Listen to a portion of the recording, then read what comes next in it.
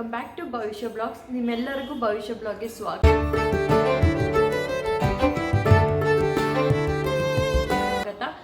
ಇವತ್ತು ನಾನು daily ಬ್ಲಾಗ್ನ start ಮಾಡ್ಕೊಂಡಿದ್ದೀನಿ. ಆಯ್ತು, ಅರ್ಲಿ ಮಾರ್ನಿಂಗ್ ಎಷ್ಟು ಬ್ಯುಸಿ ಇರುತ್ತೆ ನನ್ನ ಮಾರ್ನಿಂಗ್ ರುಟೀನ್ ನಿಮ್ಮಲ್ಲಿ ಶೇರ್ ಮಾಡ್ತೀನಿ, ಬನ್ನಿ.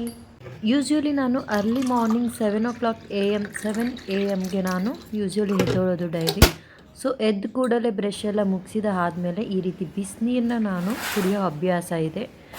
ಬಿಸಿನೀರು ಕುಡಿಯೋದ್ರಿಂದ ಮಾರ್ನಿಂಗ್ ಏನಾದರೂ ಮೋಷನ್ ಪ್ರಾಬ್ಲಮ್ ಇದ್ದರೆ ಅಥವಾ ಡೈಜೆಸ್ಟಿವ್ ಪ್ರಾಬ್ಲಮ್ ಇದ್ದರೆ ಹಾಗೂ ವೆಯ್ಟ್ ಲಾಸ್ ಆಗೋದಕ್ಕೆ ಕೂಡ ಹೆಲ್ಪ್ಫುಲ್ ಅಂತ ಹೇಳ್ತಾರೆ. ಸೊ ಹಾಗಾಗಿ ನಾನು ಮಾರ್ನಿಂಗ್ ಬಿಸಿನೀರು ಕುಡಿಯೋ ಅಭ್ಯಾಸ ಇದೆ. ನಾನು ಬಿಸಿನೀರು ಕುಡಿದು ಟೀಗೆ ಇಟ್ಬಿಟ್ಟು ಭವಿಷ್ಯಂಗೆ ಹಾಲು ಕೂಡ ಬಿಸಿ ಮಾಡಿ ಮಾರ್ನಿಂಗ್ ಅವಳಿಗೆ 1 ಕಪ್ ಹಾಲು ಕೊಡ್ತೀನಿ ನಾನು. ಅಂದರೆ ಬ್ರೇಕ್ಫಾಸ್ಟ್ಗಿನ ಮುಂಚೆ ಅರ್ಲಿ ಮಾರ್ನಿಂಗ್ ನಾವು ಟೀ ಕುಡಿಯೋ ಟೈಮಲ್ಲಿ ಅವಳಿಗೆ ಹಾಲು ಕೊಟ್ಬಿಡ್ತೀನಿ.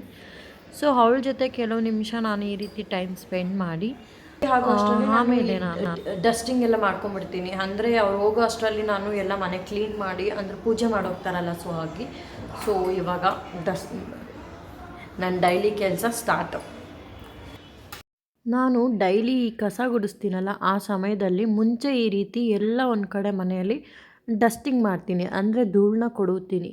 ಈ ರೀತಿ ಡೈಲಿ ನಮ್ಮ ಒಂದು ದಿನನಿತ್ಯದ ಒಂದು ರುಟೀನಲ್ಲಿ ಈ ರೀತಿ ಡೈಲಿ ಡಸ್ಟ್ನ ಕ್ಲೀನ್ ಮಾಡೋದನ್ನು ನಾವು ಅಳವಡಿಸ್ಕೊಂಡ್ರೆ, ಅಂದರೆ ನಮ್ಮ ಲೈಫ್ ಸ್ಟೈಲ್ ರುಟೀನಾಗಿ ತೊಗೊಂಡ್ರೆ, ಸೊ ಡೀಪ್ ಕ್ಲೀನ್ ಮಾಡೋ ಅವಶ್ಯಕತೆ ಇರಲ್ಲ ತುಂಬ. ಅಂದರೆ ಮಂತ್ಲಿ ಒನ್ಸ್ ಡೀಪ್ ಕ್ಲೀನಿಂಗೆಲ್ಲ ಇರುತ್ತಲ್ಲ, ಸೊ ಆ ರೀತಿ ಡೀಪ್ ಕ್ಲೀನ್ ಮಾಡೋ ಅವಶ್ಯಕತೆ ಇರೋದಿಲ್ಲ. ಆ ಡೀಪ್ ಕ್ಲೀನ್ ಮಾಡಬೇಕಾದ್ರೆ ತುಂಬಾ ಡಸ್ಟ್ ಇರುತ್ತೆ ಅದಕ್ಕೆ. ಸೊ ಡೈಲಿ ಈ ರೀತಿ ಕಸ ಗುಡ್ಸೋಕೆ ಮುಂಚೆ ಟೇಬಲ್ ಕ್ಲೀನ್ ಆಗಿರ್ಬೋದು, ಫಿಶ್ಶಿಗೆ ಕೂಡ ನಾನು ಫುಡ್ ಹಾಕಾಯಿತು.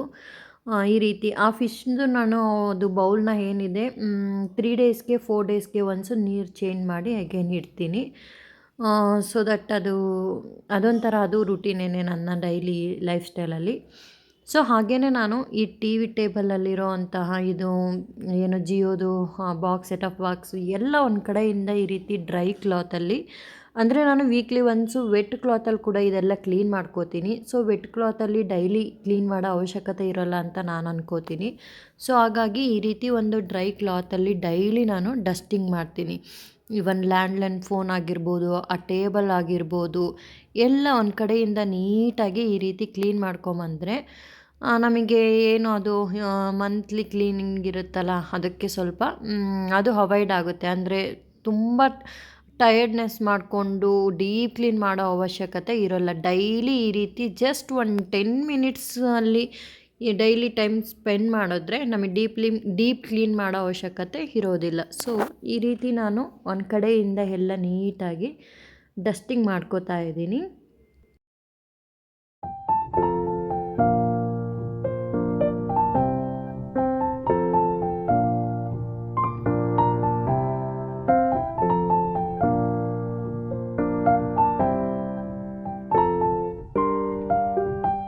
ನೆಕ್ಸ್ಟು ನಾನು ನಮ್ಮ ಬೆಡ್ರೂಮಿಗೆ ಬಂದೆ. ಆ್ಯಕ್ಚುಲಿ ನಾನು ನಿನ್ನೆ ನೈಟು ಸ್ಯಾರಿ ಡ್ರೇಪಿಂಗ್ ವೀಡಿಯೋ ಮಾಡಿದ್ದೆ ನಾನು ಯೂಟ್ಯೂಬಲ್ಲಿ. ಸ್ಯಾರಿ ಡ್ರೇಪಿಂಗ್ ಅಂದರೆ ನಾನು ಯಾವುದರಲ್ಲಿ ನಾನು ಪರ್ಫೆಕ್ಟ್ ಇದ್ದೀನಿ ಅನಿಸುತ್ತೋ ಅದನ್ನು ನಾನು ನಿಮ್ಮಲ್ಲಿ ಶೇರ್ ಮಾಡ್ತೀನಿ.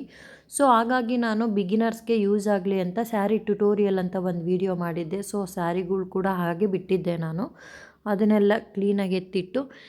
ಹಾಗೆ ನಾನು ಬೆಡ್ ಸ್ಪ್ರೆಡ್ನ ಇದು ಇನ್ನೂ 1 ವೀಕ್ ಕೂಡ ಆಗಿಲ್ಲ. ಸೊ ಹಾಗಾಗಿ ನಾನು ಜಸ್ಟ್ ಮೇಲೆ ಡಸ್ಟ್ ಮಾತ್ರ ತೆಗೆದು ಕ್ಲೀನ್ ಮಾಡಿ, ಡಸ್ಟೆಲ್ಲ ಕ್ಲೀನ್ ಮಾಡಿ, ಟಿಟ್ಟುಗಳ್ದು ಗೊಂಬೆಗಳು ನೋಡ್ಬೋದು. ಅವಳದು ಬೆಡ್ ಮೇಲೆ ಯಾವಾಗಲೂ ಆ ಗೊಂಬೆಗಳು ಇರಲೇಬೇಕು ಅವಳಿಗೆ.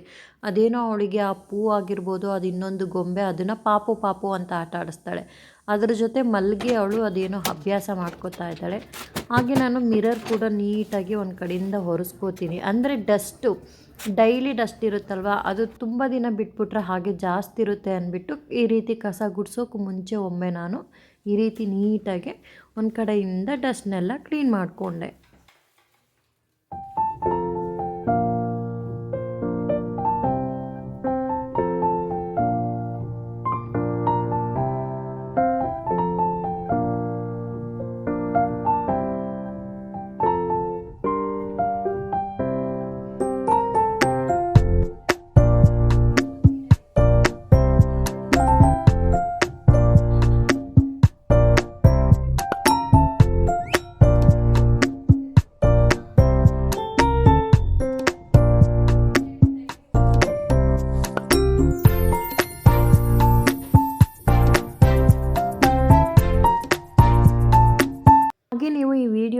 ಸ್ಕಿಪ್ ಮಾಡದೆ ನೋಡಿ. ಇವತ್ತಿನ ವೀಡಿಯೋದಲ್ಲಿ ನಾನು ನಿಮಗೆ ಏನಾದರೂ ಯೂಸ್ ಆಗೋ ಥರ ಕಂಟೆಂಟ್ ಕೊಡಬೇಕು ಅನ್ನೋದು ಯಾವಾಗಲೂ ನನ್ನ ಮನಸ್ಸಲ್ಲಿರುತ್ತೆ. ಸೊ ದಟ್ ಹಾಗಾಗಿ ಈ ರೊಟ್ಟಿ, ಜೋಳದ ರೊಟ್ಟಿ ಮಾಡ್ತೀವಲ್ಲ, ಅದರಲ್ಲಿ ನಿಮಗೆ ಒಳ್ಳೆ ಟಿಪ್ಸ್ನ ಕೊಡ್ತಾ ಇದ್ದೀನಿ. ನೀವೇನಾದರೂ ಈ ರೀತಿ ಜೋಳದ ರೊಟ್ಟಿ ಮಾಡೋದು ಕಲ್ತ್ರಿ ಅಂದರೆ ಯಾವುದೇ ಕಾರಣಕ್ಕೂ ಜೋಳದ ರೊಟ್ಟಿ ಹರಿದೋಗೋದಾಗಲಿ, ಹಾಗೆ ದಪ್ಪ ಬರೋದಾಗಲಿ ಆ ರೀತಿ ಆಗಲ್ಲ.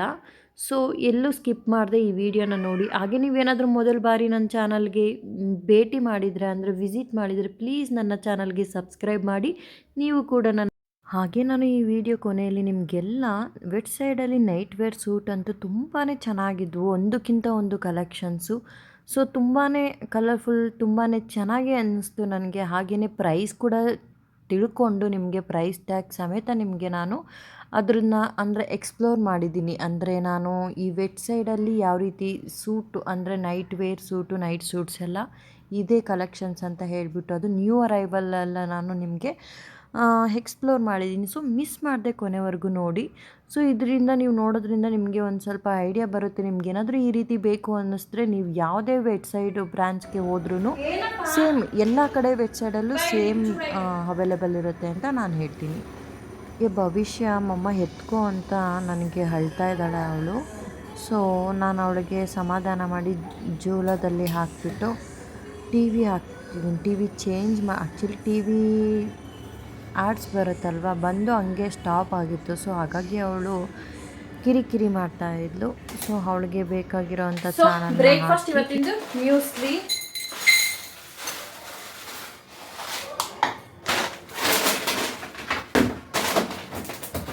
ನಾನು ಮಾರ್ನಿಂಗ್ ಹೆವಿ ಬ್ರೇಕ್ಫಾಸ್ಟ್ ತಿನ್ನಲ್ಲ. ಈ ರೀತಿ ಮ್ಯೂಸ್ಲಿ ಇಲ್ಲ ಅಂದರೆ ಕಾರ್ನ್ಫ್ಲೇಕ್ಸು ಆ ರೀತಿ.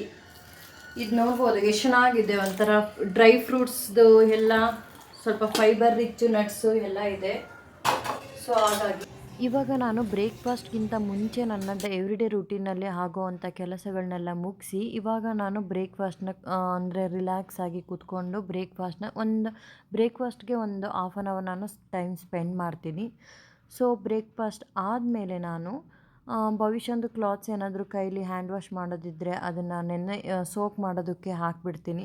ಸೊ ಇವಾಗ ನಾನು ನೆಕ್ಸ್ಟ್ ನಿಮಗೆ ರೊಟ್ಟಿ ಮಾಡೋದು ತೋರಿಸ್ತೀನಿ ಅಂದಿದ್ನಲ್ವ, ಇವತ್ತು ನಾನು ಆಫ್ಟರ್ನೂನ್ ಲಂಚ್ಗೆ ರೊಟ್ಟಿ ಮಾಡ್ತಾಯಿದ್ದೀನಿ. ಸೊ ನಾನಿವಾಗ ಹೇಗೆ ಮಾಡ್ತೀನೋ ಅದನ್ನು ನೀವು ನೋಡಿ ಬೇಕಾದರೆ ಖಂಡಿತವಾಗ್ಲೂ ಟ್ರೈ ಮಾಡಿ. ನಾನೇನು ಎಕ್ಸ್ಪರ್ಟ್ ಅಲ್ಲ ರೊಟ್ಟಿ ಮಾಡೋದ್ರಲ್ಲಿ, ಆದರೂ ನನಗೆ ಇಷ್ಟು ಚೆನ್ನಾಗಿ ಬರ್ತಿದೆ ಅಂದರೆ ತುಂಬ ರೇರಾಗಿ ನಾನು ರೊಟ್ಟಿ ಮಾಡೋದು. ಅಂದರೆ ನಮ್ಮಮ್ಮ ರಾಣೆಬೆನ್ನೂರವರು, ಅವ್ರ ತವ್ರ ಮನೇಲಿ 3 ಟೈಮ್ಸ್ಗೂ ಅಂದರೆ ಮಾರ್ನಿಂಗ್ ಬ್ರೇಕ್ಫಾಸ್ಟ್ಗೂ ರೊಟ್ಟಿ ಇರುತ್ತೆ, ಲಂಚ್ಗೂ ರೊಟ್ಟಿ ಇರುತ್ತೆ, ರೊಟ್ಟಿ ಜೊತೆ ರೈಸ್ ಆ ರೀತಿ ಮಾಡ್ಕೋತಾರೆ. ಬಟ್ ರೊಟ್ಟಿ ಅಂತೂ 3 ಟೈಮ್ಸ್ಗೂ ಅವ್ರಿಗೂ ಬೇಕೇ ಬೇಕು. ಈವನ್ ಅವರು ಖಡಕ್ ರೊಟ್ಟಿ ಅಂದರೆ ಖಡಕ್ ರೊಟ್ಟಿಗೆ ಸೆಂಟ್ರಲ್ಲಿ ಈ ಎಣ್ಣೆಯಲ್ಲಿ ಬಿಸಿ ಬಿಸಿ ಎಣ್ಣೆಯಲ್ಲಿ ಮೆಣಸಿನ್ಕಾಯಿ, ಬೆಳ್ಳುಳ್ಳಿ, ಟೊಮೊಟೊ ಹಣ್ಣು ಈ ಮೂರನ್ನು ಮತ್ತು ಉಪ್ಪು ಹುರ್ಕೊಂಬಿಟ್ಟು ಚೆನ್ನಾಗಿ ರುಬ್ಕೋತಾರೆ. ಅಂದರೆ ಕೈಲಿ ಕಿವುಚ್ತಾರೆ, ಇಲ್ಲ ಕಲ್ಲಲ್ಲಿ ಉಜ್ಜೋ ಕಲ್ಲಲ್ಲಿ ಈ ಥರ ಕುಟ್ಕೊಳ್ಳೋ ಕಲ್ಲಲ್ಲಿ ಕುಟ್ಕೊಂಡು ಆ ರೊಟ್ಟಿಗೆ ಸೆಂಟ್ರಿಗೆ ಹಾಕ್ಕೊಂಡು ತಿಂತಾ ಇರ್ತಾರೆ. ಆಹಾ ಏನು ಟೇಸ್ಟ್ ಇರುತ್ತೆ ಅಂತೀರ. ಸೊ ಹಾಗಾಗಿ ನಾನು ಅವರು ಡೈಲಿ ದಿನನಿತ್ಯ ಮಾಡೋದನ್ನು ನೋಡಿ ಅಮ್ಮ ಮಾಡೋದನ್ನ ನೋಡಿ ಕಲ್ತಿದ್ದು. ನೋಡಿ ಈ ರೀತಿ ನಾನು ಜೋಳದ ಹಿಟ್ಟನ್ನು ಎಷ್ಟು ನನಗೆ ಇಬ್ಬರಿಗೆ ಎಷ್ಟು ಬೇಕು, ಅವರಿಗೊಂದು 3 ನನಗೊಂದು 3 ಹಾಗೆ ಮಾಡ್ಕೊಂಡಿದ್ದೀನಿ. ಹಾಗೆ ಇದು ಹಂಚು ತೋರಿಸ್ತಾ ಇದ್ದೀನಿ ನೋಡಿ. ಈ ಥರ ಜೋಳದ ರೊಟ್ಟಿಗೆ ಈ ಥರ ಕಬ್ಬಿಣದ ಹಂಚಿದ್ರೆ ತುಂಬಾ ಚೆನ್ನಾಗಿ ಬೇಯೋದುತ್ತೆ. ಈ ತವ ಮೇಲಂತೂ ರೊಟ್ಟಿ ಮಾಡೋಕ್ಕೆ ಹೋಗಬೇಡಿ, ತವಾನೂ ಹಾಳಾಗುತ್ತೆ, ತವ ವೇಸ್ಟ್ ಕೂಡ ಆಗುತ್ತೆ, ಹಾಗೆಯೇ ರೊಟ್ಟಿ ಕೂಡ ಸರಿ ಬರಲ್ಲ. ಸೊ ಈಗ ನೋಡ್ಬೋದು ನಾನು ರೊಟ್ಟಿಗೆ ಬಿಸಿ ಬಿಸಿ ಕುದಿತಿರೋ ಅಂಥ ನೀರನ್ನ ಹಾಕೋತಾ ಇದ್ದೀನಿ. ಇದರಿಂದ ಏನು ಅಂದರೆ ಜಿಗಿ ಬರುತ್ತೆ ಹಿಟ್ಟು. ಸೊ ಜೋಳದ ಹಿಟ್ಟು ನೀವು ನೋಡ್ಬೋದು ತಣ್ಣೀರಲ್ಲಿ ಕಲಿಸ್ಕೊಂಡ್ರೆ ಅಂತೂ ತುಂಬ ಪಿಸ ಪಿಸ ಅಂತ ಅರ್ಧೇ ಬಿಟ್ಟು ಹೋಗುತ್ತೆ. ಈ ರೀತಿ ತಟ್ಟೋದಕ್ಕೂ ಆಗಲ್ಲ, ನಮಗೆ ರೊಟ್ಟಿ ಮಾಡೋದಕ್ಕೂ ಆಗಲ್ಲ. ಸೊ ತುಂಬ ಒಬ್ಬೊಬ್ಬರು ಕುದೀತಿರೋ ನೀರಿಗೇ ಹಿಟ್ಟು ಹಾಕ್ಕೊಂಡು ಮುದ್ದೆ ಥರ ಮಾಡ್ತಾರೆ. ಅದು ತುಂಬ ಚೆನ್ನಾಗಿ ಬರೋದಿಲ್ಲ, ಅದು ತಿನ್ನೋದಕ್ಕೆ ಅಷ್ಟು ಟೇಸ್ಟ್ ಅನಿಸೋದಿಲ್ಲ. ಸೊ ಹಾಗಾಗಿ ನಾನು ಈ ರೀತಿ ತುಂಬ ಕುದೀತಿರೋ ಅಂಥ ಬಿಸಿನೀರನ್ನ ಜೋಳದ ಹಿಟ್ಟಿಗೆ ಹಾಕ್ಕೊಂಡು ಕೈಯಲ್ಲಿ ತಕ್ಷಣ ಮುಟ್ಟಕ್ಕೆ ಹೋಗ್ಬೇಡಿ, ಸುಡ್ತಾ ಇರುತ್ತೆ. ಸೊ ಒಂದು ಸ್ಪೂನ್ನ ಸಹಾಯದಿಂದ ಈ ರೀತಿ ನಾವು ಚೆನ್ನಾಗಿ ಮಿಕ್ಸ್ ಮಾಡಿ ಸ್ವಲ್ಪ ತಣ್ಣದ ಮೇಲೆ ಕೈಯಲ್ಲಿ ಈ ರೀತಿ ನೀರು ಅವಾಗವಾಗ ನಾವು ಒಂದೇ ಸತಿ ಸಡನ್ನಾಗಿ ಹಾಕ್ಕೊಂಡ್ರೆ ತುಂಬ ತೆಳ್ಳಗಾಗ್ಬಿಡುತ್ತೆ. ತೆಳ್ಳಗೂ ಆಗಬಾರ್ದು, ತುಂಬ ಗಟ್ಟಿಗೂ ಇರಬಾರ್ದು. ಆ ಹದದಲ್ಲಿ ರೊಟ್ಟಿ ಹಿಟ್ಟು ಇರಬೇಕು. ನಾನು ಹದ ನೋಡಿ ನಾನು ಯಾವ ರೀತಿ ನಾನಿಲ್ಲಿ ನೋಡ್ತಾ ಇರ್ಬೋದು, ನಾನು ಯಾವ ರೀತಿ ಸ್ವಲ್ಪನೇ ಹಾಕ್ಕೊಂಡು ಹಿಟ್ಟನ್ನ ಮಿಕ್ಸ್ ಮಾಡಿಕೊಂಡು ಸ್ಲೋ ಆಗಿ ಎಷ್ಟು ನಿಧಾನ ಕಲಿಸ್ತಾ ಇದ್ದೀನಲ್ವ. ಸೊ ಜೋಳದ ರೊಟ್ಟಿ ಮಾಡೋದಕ್ಕೆ ಸ್ವಲ್ಪ ಪೇಷನ್ಸ್ ಕೂಡ ಬೇಕು. ಕಲಿಸ್ಕೊಳ್ಳೋದಿದೆಯಲ್ಲ, ಆ ಹದ ಬರಬೇಕು ಆ ಹಿಟ್ಟು. ಸೊ ಹಾಗಾಗಿ ಈ ರೀತಿ ಸ್ವಲ್ಪ ಬೇಕಾದ್ರೆ ನೀವು ತಟ್ಟಬೇಕಾದ್ರೆ ಫಾಸ್ಟಾಗಿ ಹೆಂಗಾದರೂ ತಟ್ಟಿರಿ. ಬಟ್ ಹಿಟ್ಟನ್ನ ಹದ ಬರ್ಸೋದಕ್ಕೆ ನಾವೇನು ಮಾಡಬೇಕು, ನೀಟಾಗಿ ಒಂದು ಕಡೆಯಿಂದ ಬಿಸಿನೀರು ಹಾಕ್ಕೊಂಡು ಜಿಗಿ ಬರಿಸ್ತಾ ಈ ರೀತಿ ಹಿಂಗೆ ಅದನ್ನು ಹಿಟ್ಟನ್ನ ಈ ಥರ ಮಿಕ್ಸ್ ಮಾಡಿಕೊಂಡು ಹಾಗೆ ಅಗೇನ್ ಬಿಸಿನೀರನ್ನ ಸೆಂಟ್ರಲ್ಲಿ ಮತ್ತೆ ಮತ್ತೆ ಹಾಕ್ಕೊಂಡು ಹದವಾಗಿ ನಾವು ಹಿಟ್ಟನ್ನ ರೆಡಿ ಮಾಡ್ಕೋಬೇಕು. ಅದನ್ನು ಕಲಿಸ್ಕೋಬೇಕು. ನೋಡಿ ನಾನು ಕಲಿಸ್ಕೋತಾ ಇದ್ದೀನಲ್ಲ ಆ ರೀತಿ, ಓಕೆನಾ?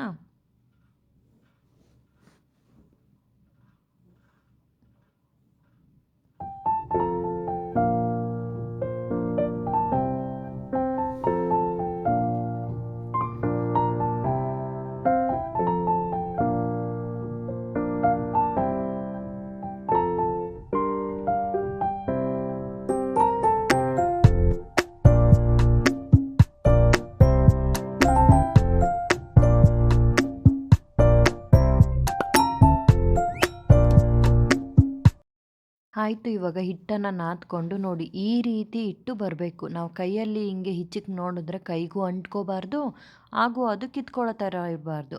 ಒಂಥರ ಈ ಸ್ಟಿಕ್ಕಿ ದೋ ಬರುತ್ತಲ್ಲ, ಇದು ಚಿಕ್ಕ ಮಕ್ಕಳು ಟಾಯ್ಸ್ ಆಡೋ ಥರ ಅದು ಬರುತ್ತಲ್ಲ, ಆ ರೀತಿ ಇರಬೇಕು. ಅದು ಸ್ಟಿಕ್ಕಿ ಥರ ಇರಬೇಕು, ಓಕೆನಾ?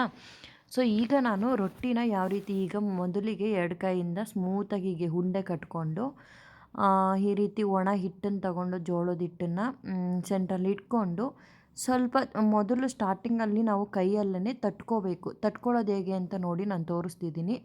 ಮೊದಲು ಒಂದು ಕೈಯಲ್ಲಿ ಹಿಂಗೆ ನೀಟಾಗಿ ತಟ್ಕೊಂಡು ಕಂಠನ ಸ್ವಲ್ಪ ಹೊಡೆಯುತ್ತೆ ಅಂದರೆ ಸ್ವಲ್ಪ ನೀಟಾಗಿ ಕಂಠ ಮಾಡಿಕೊಂಡು ಆ ಕಡೆ ಲೆಫ್ಟ್ ಕೈಯಲ್ಲಿ ನಾವು ರೊಟೇಟ್ ಮಾಡ್ತಿರಬೇಕು, ರೈಟ್ ಕೈಯಲ್ಲಿ ಈ ಥರ ಬಡಿತಿರಬೇಕು.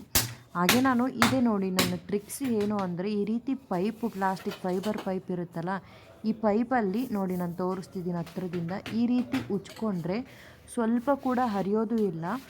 ಹಾಗೆ ತುಂಬ ತೆಳು ಅಂದರೆ ತೆಳು. ನಾನು ಇಷ್ಟು ಪುಟಾಣಿ ಹಿಟ್ಟು ಉಂಡೆ ತೊಗೊಂಡಿದ್ದೆ, ನೋಡಿ ಎಷ್ಟು ಅಗಲಕ್ಕೆ ನನ್ನ ರೊಟ್ಟಿ ಬರ್ತಾ ಇದೆ ಅಂತ. ಆಲ್ರೆಡಿ ನಾನು ರೊಟ್ಟಿ ಮಾಡ್ತಾಯಿದ್ದೀನಿ. ಒಂದು ರೊಟ್ಟಿ ನಾನು ಅಲ್ಲೇ ಸುಡ್ತಿದ್ದೀನಿ. ನೋಡಿ ಎಷ್ಟು ನೀಟಾಗಿ ಎಷ್ಟು ಚೆನ್ನಾಗಿ ತೆಳುಗೆ ಬಂದಿದೆ ಅಂತ. ಈಗ ಇದನ್ನು ಕೂಡ ನೋಡಿ ಆಯಿತು, ರೆಡಿ ಆಯಿತು. ನಾನು ಪೈಪಲ್ಲಿ ಉಜ್ಕೊಂಡಿರೋದು. ನೀವು ಕೂಡ ರೊಟ್ಟಿನ ಅಂದರೆ ರೊಟ್ಟಿ ಅರ್ಧ ಆಗಿರಬೇಕು, ಇನ್ನರ್ಧಕ್ಕೆ ನಾವು ಕಂಠನ ಈ ರೀತಿ ಪೈಪ್ನಲ್ಲಿ ಎಳ್ಕೋಬೇಕು. ಆಮೇಲೆ ಹಂಚ್ ಮೇಲೆ ನೋಡಿ ಹಾಕಿ ನಾನು ಕೈಯಲ್ಲೇ ನೀರನ್ನ ಅಪ್ಲೈ ಮಾಡ್ತಾಯಿದ್ದೀನಿ, ನೀರನ್ನ ಹಚ್ಚುತ್ತಾ ಇದ್ದೀನಿ. ನನಗಂದರೆ ರೂಢಿ ಇದೆ. ಸೊ ನೀವು ಕೈಯೆಲ್ಲ ಯೂಸ್ ಮಾಡೋಕ್ಕೆ ಹೋಗ್ಬೇಡಿ, ಕೈ ಸುಟ್ಕೋತೀರ. ಒಂದು ಬಟ್ಟೆಯಲ್ಲಿ ನೀರಿಗೆ ಹಚ್ಚಿ ಆಮೇಲೆ ರೊಟ್ಟಿಗೆ ಸವ್ರಿ, ಗೊತ್ತೇನಾ? ಹಾಗೆ ನೋಡಿ ಇವಾಗ ರೊಟ್ಟಿ ಆಗ್ತಾಯಿದೆ, ಬೇಯ್ತಾ ಇದೆ. ನಾನು ಹೇಳಿದ್ನಲ್ಲ, ಈ ಥರ ಕಬ್ಬಿಣದ್ದು ಹಂಚಲ್ಲಿ ಮಾಡಿದ್ರೆ ತುಂಬ ಬೇಗ ರೊಟ್ಟಿ ಸುಡುತ್ತೆ, ಬೇಗ ಬೇಯುತ್ತೆ. ನೋಡಿ ಪೈಪಲ್ಲಿ ಯಾವ ರೀತಿ ಮಾಡೋದು ಅಂತ ನಾನು ತುಂಬ ಝೂಮ್ ಮಾಡಿ ಹತ್ರದಿಂದ ತೋರಿಸ್ತಾ ಇದ್ದೀನಿ. ಈ ರೀತಿ ನೋಡಿ ಎಷ್ಟು ತೆಳುಗೆ ಬಂದಿದೆ ಅಂದರೆ ಪೇಪರ್ ಥರ ಇದೆ ಇದು. ಇಷ್ಟು ಜೋಳದ ರೊಟ್ಟಿ ಇಷ್ಟು ತೆಳುವಾಗಿ ನೀವು ಯಾವತ್ತಾದರೂ ಟ್ರೈ ಮಾಡಿದ್ದೀರಾ? ಇದಕ್ಕೂ ಚೆನ್ನಾಗಿ ಬಂದಿದೆಯಾ ನಿಮಗೆ? ಇಲ್ಲ ನಾನು ಮಾಡ್ತಿರೋದು ಟ್ರಿಕ್ಸು ನಿಮಗೆ ವರ್ಕ್ ಆಗ್ತೈತೆ, ಚೆನ್ನಾಗಿ ಬರ್ತಿದೆ ಅಂತ ಅನ್ನಿಸ್ತಿದೆಯಾ? ನೋಡಿ ನಾನು ಮತ್ತೆ ಕೂಡ ಕೈಯಲ್ಲೇ ಅಪ್ಲೈ ಮಾಡ್ತಾಯಿದ್ದೀನಿ. ನೀವು ಕೈಯಲ್ಲಿ ಅಪ್ಲೈ ಮಾಡೋಕ್ಕೆ ಹೋಗಬೇಡಿ, ಒಂದು ಕಾಟನ್ ಬಟ್ಟೆ ಇಟ್ಕೊಂಡು ಅಪ್ಲೈ ಮಾಡಿ, ಓಕೆನಾ? ಇದಿಷ್ಟು ನನ್ನ ರೊಟ್ಟಿ, ಓಕೆನಾ? ಇವಾಗ ನಾನು ವೆಟ್ ಸೈಡ್ಗೆ ಅವ್ರಿಗೆ ಹೇಳಿದ್ನಲ್ಲ, ಬೆಳಗ್ಗೆ ಸ್ಟಾರ್ಟ್ ಮಾಡಿದಾಗಲೇ ಅವ್ರು ಸರ್ಪ್ರೈಸಾಗಿ ಒಂದು ಜೊತೆ ಡ್ರೆಸ್ ತರೋಣ ಅವ್ರ ಬರ್ಡೇಗೆ ಅಂತ ಹೋಗಿದ್ದೀನಿ. ಯಾವ್ದು ತೊಗೋಬೇಕು ಅಂತ ಗೊತ್ತಾಗ್ತಿಲ್ಲ. ಹಾಗೆ ನಾನು ನಿಮಗೆಲ್ಲ ಯೂಸ್ ಆಗಲಿ ಅಂತ ನೈಟ್ ಸೂಟ್ ಕೂಡ ವಿಡಿಯೋ ಮಾಡಿ ತೋರಿಸ್ತಾ ಇದ್ದೀನಿ. ವಿತ್ ಪ್ರೈಸ್ ನಾನು ನಿಮಗೆ ತೋರಿಸ್ತೀನಿ. ಸೊ ಹೋಗಿ ನೋಡ್ಕೊಂಬನ್ನಿ, ತುಂಬಾ ಚೆನ್ನಾಗಿದೆ. ವೆಟ್ ಸೈಡ್ ಅಂದರೆ ಬ್ಯಾಂಗ್ಳೂರಲ್ಲಿಯೂ ಕೂಡ ತುಂಬ ಬ್ರಾಂಚಸ್ ಇದೆ. ನೀವು ವೆಟ್ ಸೈಡ್ಗೆ ಎಲ್ಲೇ ಹೋದ್ರೂ ಸೇಮ್ ಪ್ಯಾಟ್ರನ್ನು ಸೇಮ್ ಇದ್ದೇ ಇರುತ್ತೆ. ಸೊ ನೋಡ್ಕೊಂಬನ್ನಿ.